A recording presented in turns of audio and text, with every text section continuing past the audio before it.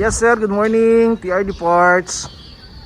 Meron tayong bago installation ng of course LTD na bago rin, 2021 model. So kakabitan natin at babaklasin natin yung panel nya.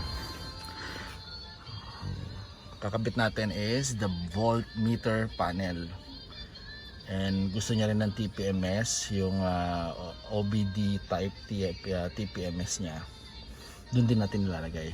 So if you notice sir, medyo dito sa 2021 LTD variant puno na. So yung tatlong slot cover na kagad. So doon kasi sa panel na ilalagay natin, meron 4 na slot kasi yon. So magkakaroon pa ng isa para sa TPMS niya. Watch out guys, i-open natin to. Bubuksan natin. Baklasin natin para mapalitan natin to. So natanggalin natin tong mga panel.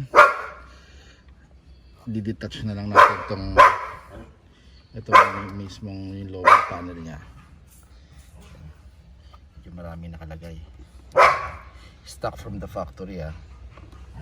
Yan. Tsaka isa pa pala, yung DVD pole nya. Yan. Ito yung since LTD model to, ito yung may LED sa gilid ah. Yan. Ito yung wire nya. Planta rin to ah. Soon kakaroon tayo niyan. Yan guys, tanggal na. So ito na yan. Yung kanya. Yan. Ito ipapalit natin. So yan ang kaibahan. Sir, applicable to sir, sa 4x2 lang ha.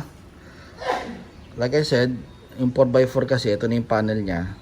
Then nandito yung switches o yung switch ng 4x4. Okay, so wala nang way para malagyan ito ng voltmeter. So applicable itong voltmeter panel natin para sa 4x2 lang. And all the way to base model. Okay, manual man yan or matic. Sa 4x2 sir ha. So original lang ipapalit natin na panel dito sa original din yung panel. Okay, so lilipat lang natin tong mga to. So if you notice, 3 lang yung stock nya or yung original na nakakabit sa kanya. Since papalitan natin ng pang 4x4, magiging 4. So wala na tong slot. So ganun lang siya kasimple. Then ang gagawin nating wiring, actually hindi ko matatawag na wiring kasi lahat plug-in lang. So plug and play lahat. Ito sa OBD voltmeter, kukuha tayo ng linya. Again, pa-plug lang din natin sa cigarette lighter. Okay, so wala tayong tatamper na wire. Okay, balikan ko kayo sir pag naibalik ko to. Yun, game. Yes. So mukha ka ng mukha na magiging cockpit ng aeroplano tong panel ni sir. So pwede na natin ikabit. Yes guys, na-install na natin yung niya, yung panel. Unfortunately, yung sinubok namin yung TPMS para dito sa LTD 2021 hindi applicable.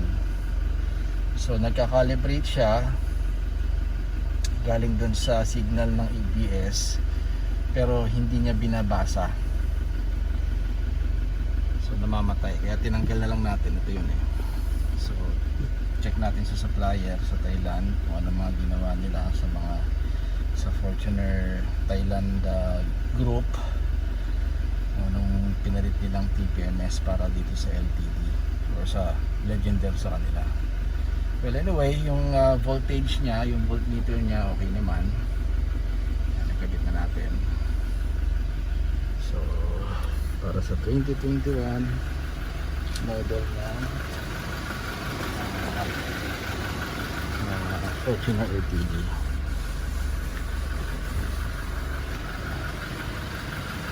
Okay, digital like iPage sir. At least meron tayong natutunan dahil hindi ko na ikabit yung TPMS dahil hindi applicable. Visit and like our page.